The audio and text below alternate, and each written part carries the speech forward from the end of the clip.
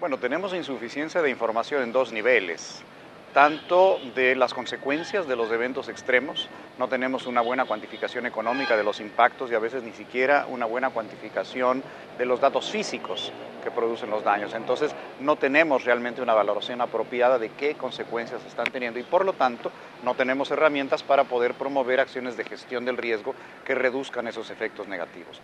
Pero más grave aún es que no tenemos información anterior al evento, es decir, información de base de cuáles son las condiciones económicas, sociales, ambientales de vulnerabilidad preexistente. Los indicadores de vulnerabilidad también muestran una carencia de información. Nuestros censos poblacionales tienen rezagos, no tenemos censos productivos, agrícolas, industriales. A veces nos ha tocado llegar a comunidades en donde la población censal que nos dan es inferior a la población que se ha contabilizado como afectada por el desastre. Entonces tenemos un problema grave de información, no solo en la manera que se captura el daño ocurrido, sino en las líneas de base, que es la información estadística fundamental.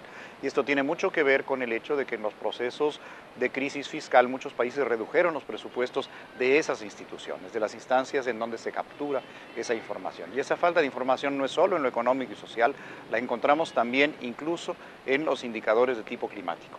Estaciones climáticas no mantenidas, institutos de meteorología insuficientemente presupuestados que tampoco están generando la información climática necesaria. Inicialmente la solicitaban países para poder identificar el monto de recursos adicionales que no podían cubrir con sus presupuestos nacionales o con la inversión nacional. Era una forma de visibilizar recursos que requerían de la cooperación internacional, de donaciones, de préstamos internacionales. Pero crecientemente se está convirtiendo en un instrumento para la planificación de la reconstrucción y de la recuperación. Y creemos que es muy importante verlo también como un instrumento para la gestión del riesgo, en la medida en que podemos visibilizar a través del tiempo los daños sufridos por una serie de eventos, podemos plantear políticas de mitigación en el sentido de reducir los efectos negativos que tienen estos eventos o de adaptación a procesos en que encontramos cambios que vienen sucediendo de manera incrementada en el tiempo y que por lo tanto la mitigación y la adaptación pueden inspirarse en cuanto a los recursos que hay que movilizar a partir de las evaluaciones. Por lo demás, las evaluaciones, al ser sectoriales, te permiten identificar en qué sectores hay que incidir. Identificamos necesidades de reconstrucción física a partir de la cuantificación de los daños, de la destrucción física, e identificamos también necesidades de recuperación y de rehabilitación de medios de vida a partir de los análisis de pérdidas en la producción, en las actividades económicas, en los flujos financieros, en la rentabilidad de las empresas.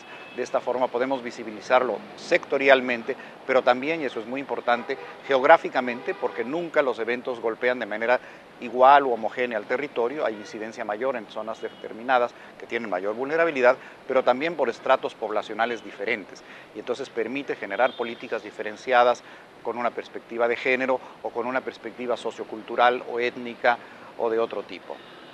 Es que esta metodología que permite cuantificar daños y pérdidas posteriores a un evento se podría aplicar en conjunto con escenarios de proyección de diferentes eventos de impacto y cuantificar el daño económico que esos impactos, que esos eventos proyectados podrían tener. Es decir, junto con un trabajo de escenarios y de modelística de fenómenos climáticos extremos, podríamos también anticipar el monto de daños que puede tener. Pero eso implica también una proyección de la tendencia de lo que pasa con la vulnerabilidad y con las actividades económicas y productivas. Podemos perfectamente pensar que el daño en un determinado territorio no depende solamente de la intensidad de un fenómeno climático, sino de las actividades que se desarrollan en él. Si antes del evento en esa zona simplemente era una zona agrícola o una reserva natural, el daño ambiental puede ser severo, pero si a la vez se han instalado ahí ya actividades productivas de gran valor económico, sea de tipo turístico, sea de tipo industrial, habría que cuantificar entonces el daño adicional que implica la pérdida de esa producción, de esas instalaciones, de esa actividad económica.